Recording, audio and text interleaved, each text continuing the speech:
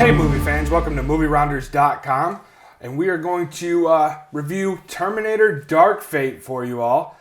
Daniel, let's start off and let us know your initial thoughts. Okay, well, if you're expecting a cinematic masterpiece, you're not going to get it. But if you want to have fun, if you want to sit on the edge of your seat and be thrilled to death and chew off all your fingernails, this might be the movie for you. All right, Tony. Quick and concise. I like it. For me, it was what I expected it to be. What we said in our quick spin the other night. Yeah. It gets a little slow during the second act, but the first act, from the word go to the end, is nothing but action. Then you get to the middle, it slows down. Then when you get back to the third act, it kicks back in again. It was what I wanted from it.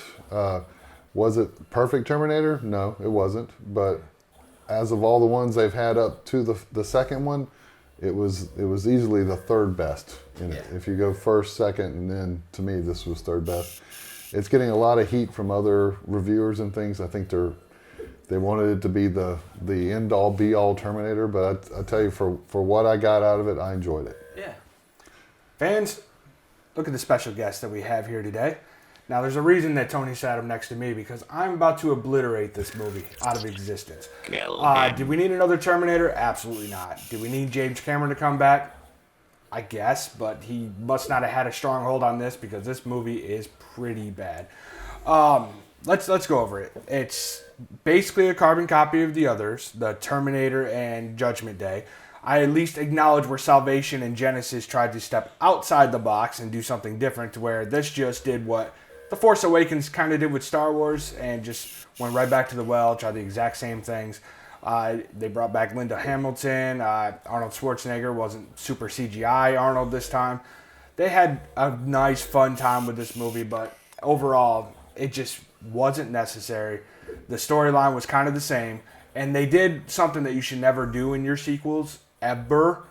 They completely wasted everything that happened in Judgment Day, and they threw it out the window in the first 5 minutes of the movie. And you'll understand what I mean when you see it, because I don't want to spoil any spoilers for you. I think you just But spoiled the first 5 minutes of the movie, they said, hey, remember Judgment Day, that movie that was really good? Yeah, we're going to toss that out the window, because it doesn't matter anymore. Tim Miller, I like Tim Miller. I like Deadpool, but he obviously wasn't the best choice director in this, because, as Tony said, this was straight action, action, action.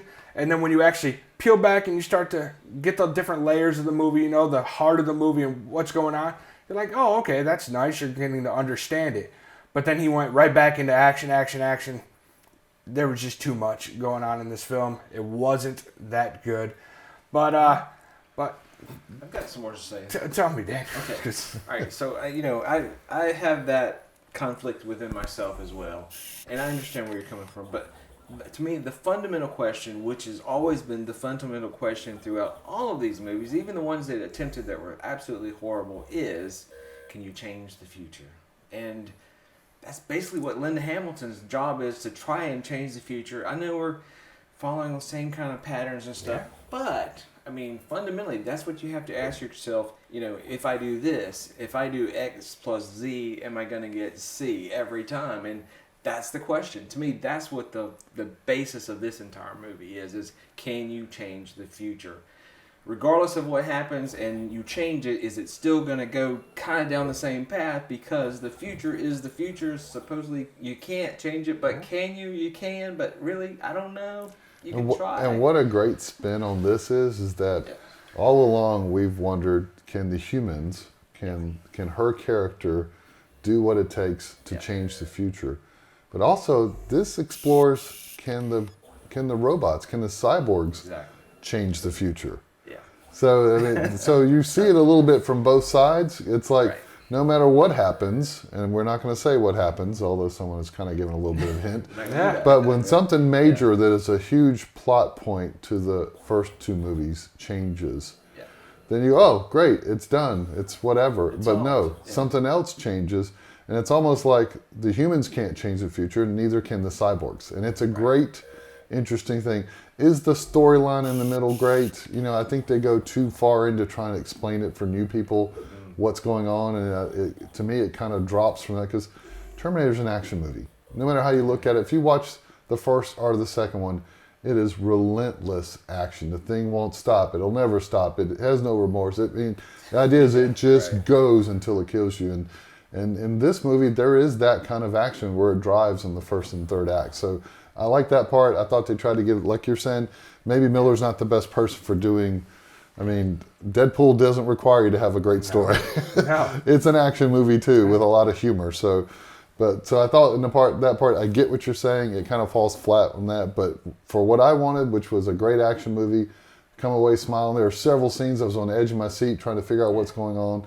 There's some interesting characteristics with the girl that comes back that is a cyborg, isn't a cyborg. I don't want to go too much into it as far as what her character is, but I thought she did a great job with it. She had a human kind of flair to her, but she also had capabilities.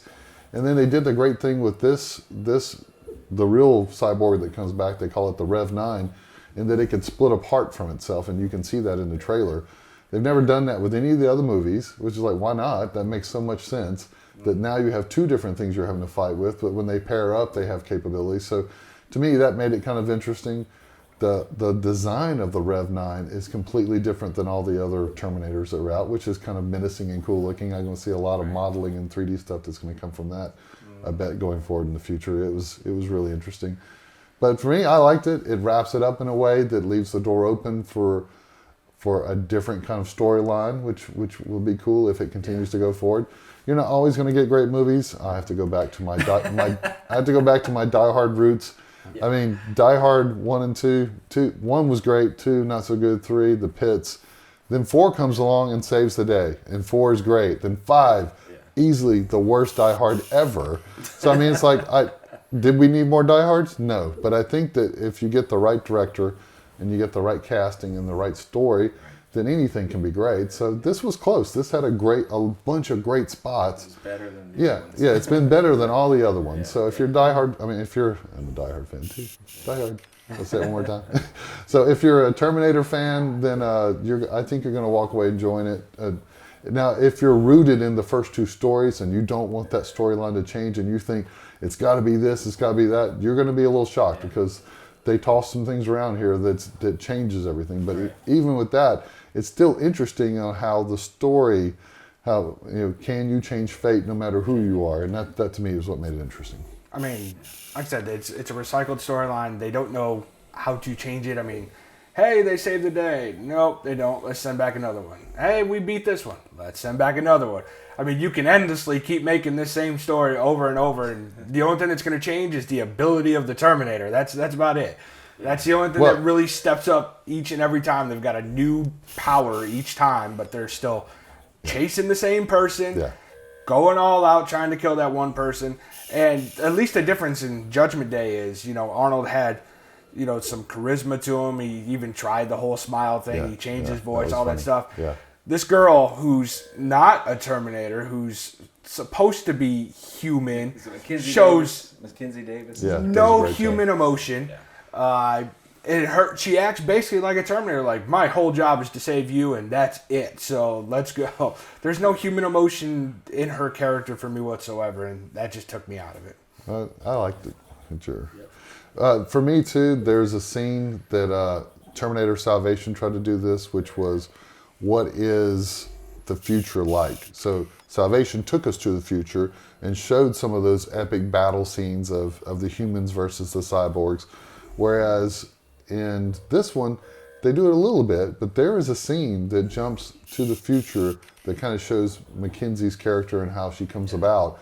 And that was a great scene. The whole thing, and I don't want to give any spoilers away, but I want to see that movie. That section there, the capabilities of the robots, the speed of them, the action, it reminded me of, what was the Tom Cruise movie where he dies over and over and over? Edge of Tomorrow. Edge of Tomorrow, where they literally, those things were so vicious in battle, and they kind of gave these things that kind of capability, and it was terrifying, those sections. That one little section to me was like, they probably spent most of the budget right there to pull that scene off, and it was great. So I would love to see that side of the storyline explored more.